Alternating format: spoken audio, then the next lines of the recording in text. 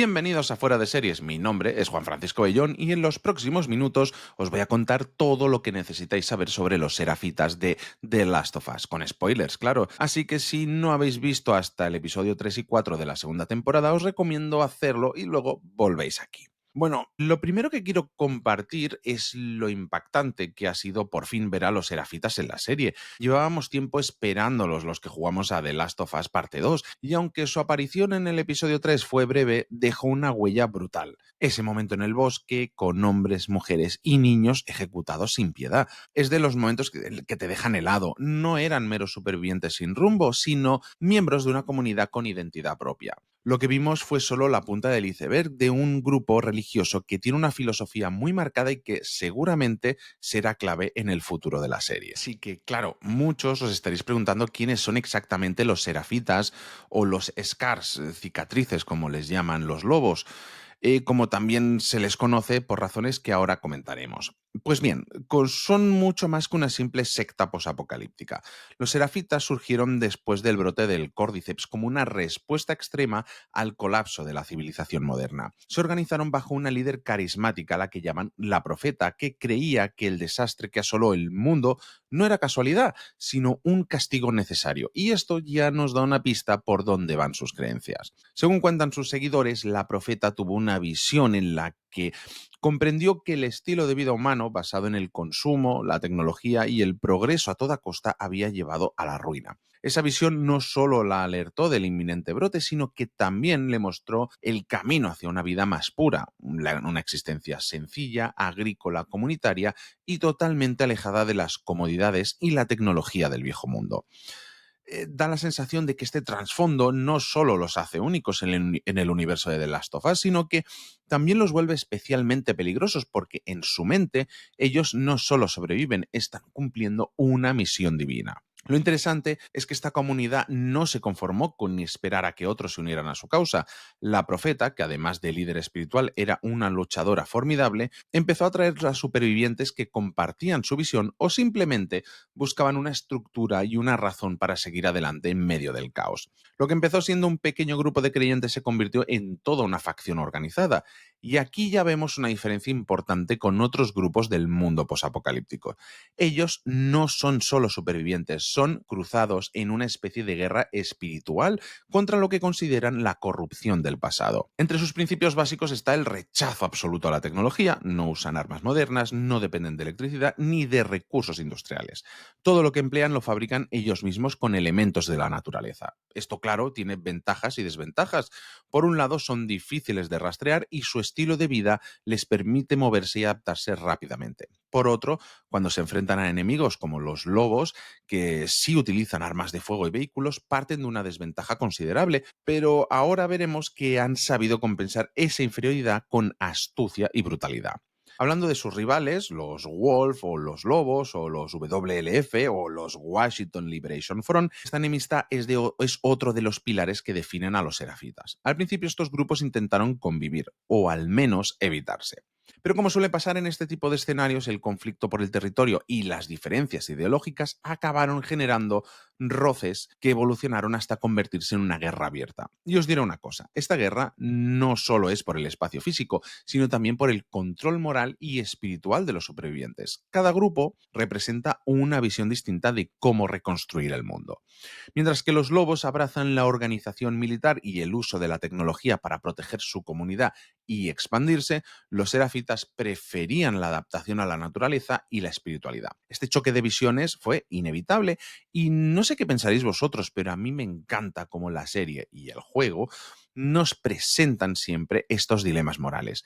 Ningún grupo es completamente bueno o completamente malo. Todos actúan según lo que creen correcto, aunque eso implique cometer atrocidades. Un detalle que me encantó es cómo los serafitas reflejan sus creencias en cada aspecto de su vida diaria. Por ejemplo, su vestimenta. Todos visten con túnicas o ropajes verdes que les permiten mimetizarse con el entorno natural. Los hombres se rapan la cabeza y eliminan el vello facial, mientras que las mujeres conservan su cabello trenzado. Esta uniformidad no solo tiene un propósito práctico, el camuflaje, sino que también simboliza la igualdad y la renuncia a las diferencias superficiales del viejo mundo. Pero sin duda, el rasgo más icónico y perturbador de los serafitas es la cicatriz que llevan en el rostro, una especie de sonrisa de Glasgow tallada en las mejillas. En los juegos ya era una marca distintiva, pero verla en la serie impacta todavía más. Esas cicatrices no son simples marcas de guerra o de tortura, son un rito de paso, un símbolo de que el individuo ha dejado atrás su identidad anterior y ha abrazado el ideal de la imperfección humana como una forma de purificación espiritual. Brutal, la verdad.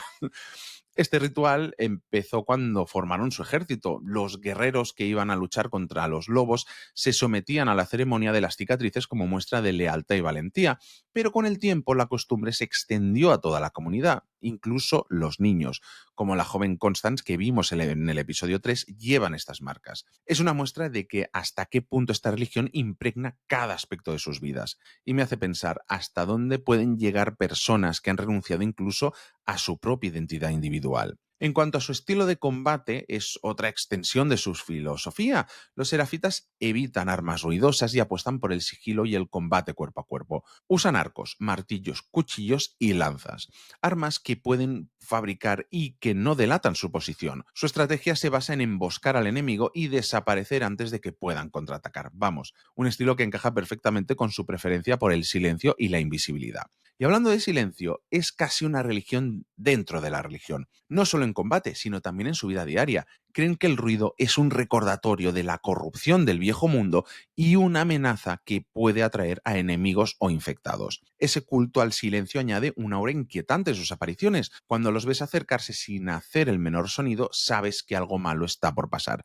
Y la escena del episodio 3 lo transmitió a la perfección. Pero claro, esta estrategia tiene sus riesgos. Frente a un enemigo como los lobos que cuentan con artillería pesada y tecnología, el silencio y el sigilo no siempre son suficientes. Lo que vimos en el episodio 3 fue un ejemplo claro de esa desventaja. Los serafitas que intentaban huir o esconderse fueron cazados sin piedad. Sabían que si los descubrían no tenían ninguna oportunidad, por eso su miedo era tan palpable. Aún así, no son débiles. A pesar de las pérdidas, siguen siendo una fuerza a tener en cuenta. Su conocimiento del terreno, su habilidad para moverse sin ser detectados y su brutalidad en el combate cuerpo a cuerpo los hace letales, especialmente en zonas que pueden aprovechar el entorno a su favor. Da la sensación de que, más que guerreros tradicionales, son depredadores que cazan en silencio y desaparecen antes de que puedas reaccionar.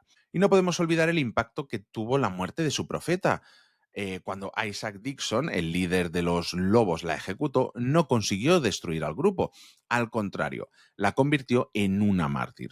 Su figura se volvió aún más poderosa en la memoria colectiva de los serafitas. Sus palabras y enseñanzas se transformaron en dogma y la comunidad se radicalizó aún más. Lo que podría haber sido el fin de su religión se convirtió en un nuevo comienzo, alimentado por el deseo de venganza y la convicción de que su lucha tenía ahora un propósito mayor. Y aquí es donde la cosa se pone más interesante. Tras la muerte de la profeta, los serafitas no solo continuaron luchando, sino que adaptaron su estrategia.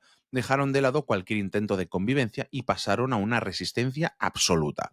En vez de buscar enfrentamientos abiertos, optaron por tácticas de guerrilla. Da la sensación de que adoptaron el papel de mártires activos. Si tenían que morir, lo hacían causando el mayor daño posible a sus enemigos. Es una mentalidad que los hace aún más peligrosos porque, bueno, no tienen miedo a la muerte. Y un enemigo que no teme morir siempre es el más difícil de vencer. Otra cosa que llama la atención es cómo su fe y su estilo de combate se fusionan. No es que luchen a pesar de sus creencias, luchan por sus creencias.